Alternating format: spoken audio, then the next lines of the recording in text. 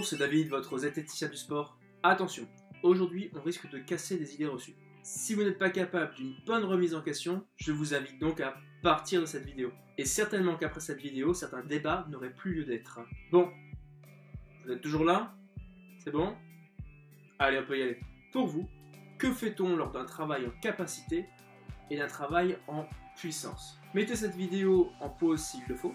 Il est bien important que vous soyez honnête dans cette réflexion. C'est bon? Vous avez réfléchi? Vous avez votre réponse? Allez, c'est parti, on peut y aller.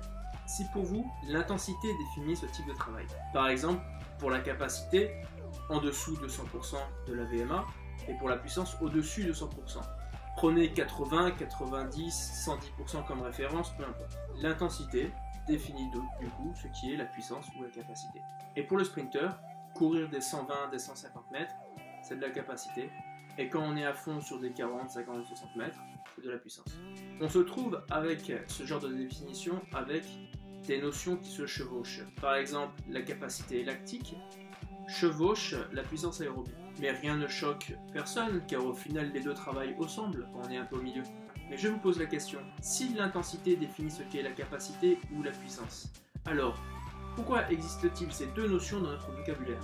Si d'un côté on fait varier l'intensité, de l'autre, la notion de puissance et de capacité est fixée par l'intensité. Ne peut-on pas faire varier ces deux notions de façon indépendante?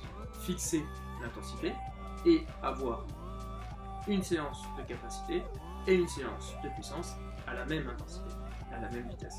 Tu vas voir que dans ta définition, il y a peut-être une incohérence. Je te repose la question du début un peu différemment. Que cherches-tu à faire sur un travail de puissance ou de capacité? Quel est le but? Attention, on parle bien d'un type de travail sur le plan physiologique et pas sur le plan biomécanique. Je te laisse réfléchir, tu peux encore mettre la vidéo sur pause pour y réfléchir de façon honnête. Si tu as réfléchi, si tu as mis la vidéo sur pause, tu as donc pu expliquer que la capacité est un travail qui va permettre d'augmenter le volume, la quantité d'énergie disponible, et on va en sortir ce qu'on va appeler le principe 1 de l'entraînement. 1. Réaliser le plus gros volume possible. D'un autre côté, tu as pu expliquer que les séances de puissance permettent d'augmenter l'énergie disponible en un moment donné. Et là, sur le plan physiologique, pas facile de comprendre ce que représente ce moment donné. En fait, c'est l'énergie chimique oxydée en un temps donné. Pour illustrer, prenons les lactates comme variable. Un athlète A peut tolérer 20 mmol de lactate et un athlète B peut tolérer 30 mmol de lactate. Cette valeur montre que l'athlète B est capable de générer beaucoup plus d'énergie à un moment donné. Ce qu'elle ne dit pas, c'est l'énergie totale que l'athlète peut dépenser en une séance, en un moment bien plus long. Si on réfléchit en termes de sprint, pour la filière anaérobie à lactique, le raisonnement est le même, mais par le stock d'ATP-CP. Dans le sprint, il faut vraiment faire attention à ne pas confondre l'énergie chimique, physiologique, avec l'énergie mécanique.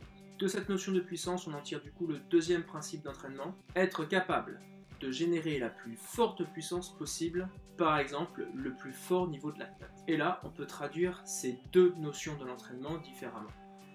Principe 1. Réaliser le maximum de volume à une intensité donnée. Cela nous permet d'améliorer les systèmes tampons, par exemple en réduisant un petit peu la récup petit à petit. Améliorer la running economy en créant des contraintes progressives sur les systèmes locomoteurs. Deuxième principe de l'entraînement, courir le plus longtemps possible à une intensité donnée en une seule fois. C'est-à-dire faire monter le niveau de lactate le plus haut possible. Maintenant, imaginez deux types de séances.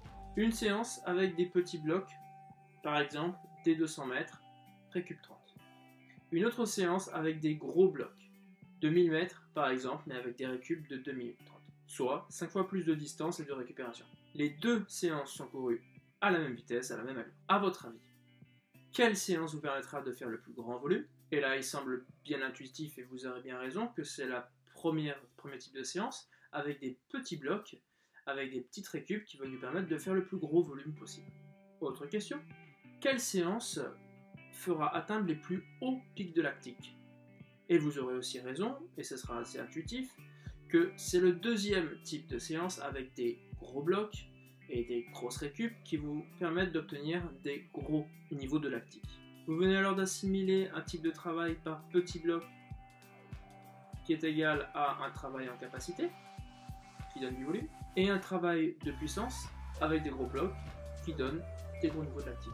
Nous sommes partis au début de notre explication avec des notions de capacité et de puissance qui étaient fortement liées avec la notion d'intensité, et nous finissons cette réflexion avec cette notion reliée à un découpage particulier de la séance, un découpage particulier du volume, en petits blocs ou en grands blocs. On pourrait donc réaliser des séances à allure spécifique selon des découpages différents, en capacité ou en puissance, ce que beaucoup d'entraîneurs font, mais sans forcément mettre cette notion de capacité et de puissance derrière. Ne pas comprendre cette notion n'empêche pas de bien amener des athlètes à performer et d'avoir de la cohérence dans son entraînement.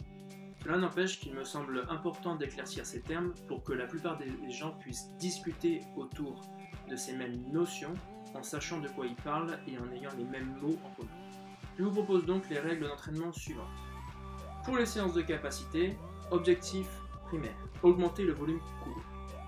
Objectif secondaire, diminuer la récupération. Pour une séance de puissance, l'objectif primaire serait de courir la plus grande distance en une seule fois à une intensité donnée. Objectif secondaire serait de réaliser le maximum de pics de lactate en une séance. Ainsi, les séances de capacité vous permettront d'améliorer votre running economy, votre système tampon et vos stocks énergétiques. Les séances de puissance vont, elles, permettre d'améliorer votre fréquence cardiaque maximum, votre pic de lactique maximum et votre tolérance au lactate. Les séances de puissance, elles, vont vous permettre d'améliorer votre fréquence cardiaque maximum, votre taux de lactate maximum et votre tolérance au lactate. Maintenant, si on réfléchit en termes d'importance de l'un ou de l'autre dans une pratique, par exemple dans le 1500 mètres, oublions les facteurs biomécaniques comme la running economy. Celui qui gagnera ne sera pas celui qui est capable de courir le plus en séance, ou celui qui est capable de récupérer le plus vite en séance, mais celui qui est capable de produire le plus haut niveau de lactate. Ce sont donc bien les entraînements en puissance qui sont les plus importants pour la performance, et bien évidemment sur une bonne base de capacité. On ne s'entraîne pas à récupérer, mais bien à dépenser de l'énergie.